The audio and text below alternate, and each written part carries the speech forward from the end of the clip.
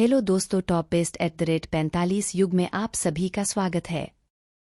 आज मैं एक चाट वाले की कहानी सुनाने जा रही हूँ, जो लोगों के दिलो दिमाग में ऐसा घुस जाता है कि यदि वो जिस दिन चाट या टिक्की नहीं बेचने आता तो लोग उसके घर खाने चले जाते थे।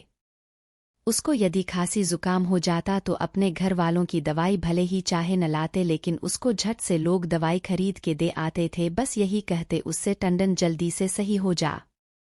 तेरी चाट का स्वाद ऐसा है कि मुझे तेरी खनखनाहट से ही भूख लग जाती है।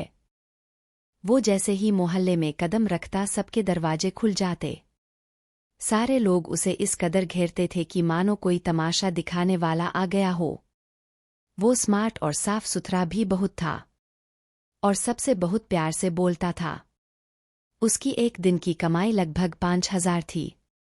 एक अच्छी कॉलोनी में उसका 3 मंजिला मकान था। कहते हैं कब किस्मत को नजर लग जाए किसी को नहीं पता। एक दिन वो हमेशा की तरह अपना ठेला लेके मोहल्ले में अपनी खनखनाहट और मीठी आवाज के साथ टिक्की बेचने आया।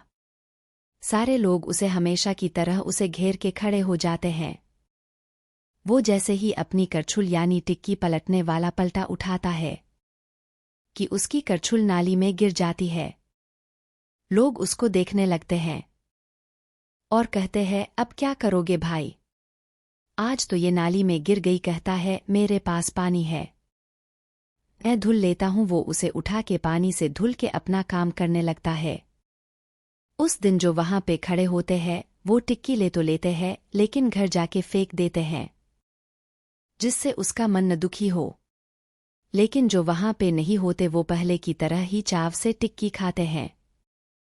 लेकिन ये सब बातें छिपती कहाँ हैं।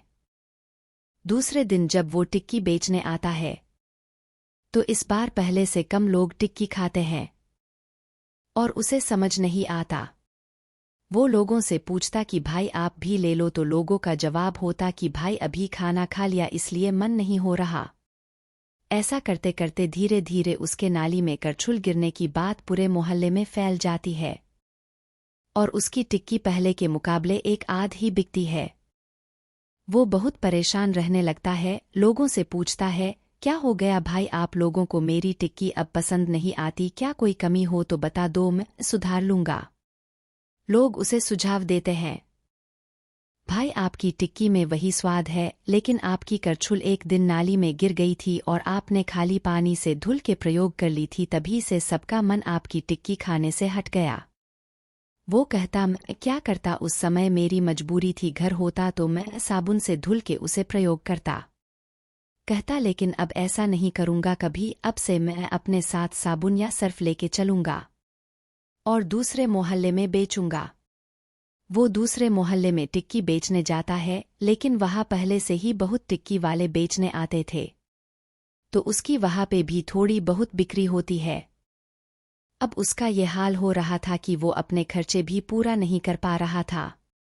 उसे कुछ समझ नहीं आ रहा था कि अब वो क्या करे। वो दिन रात परेशान रहने लगा था, लेकिन इस परेशानी में भी उसने हिम्मत नहीं हारी। उसने एक दिन विचार किया कि क्यों न घर में ही एक छोटा सा टी स्टॉल खोल दिया जाए। मैं उसमें टिक्की, टी और समोसे रख लूंगा। वो ऐसा ही करता है, रात भर लग के सारा सामान तैयार करता है और सुबह को वो अपना छोटा सा गैस चूल्हा लेके और सामान लगा के बैठ जाता है। सब लोगों को उसके समोसे और चाय का स्वाद बहुत अच्छा लगता है, सब बड़े चाव से खाते हैं और लोगों को आराम भी हो जाती कि उन्हें अब मोहल्ले से बाहर नहीं जाना पड़ता था। उसका धंधा चल पड़ता है, अब वो खुशी खुशी पहले की तरह रहने लगता है।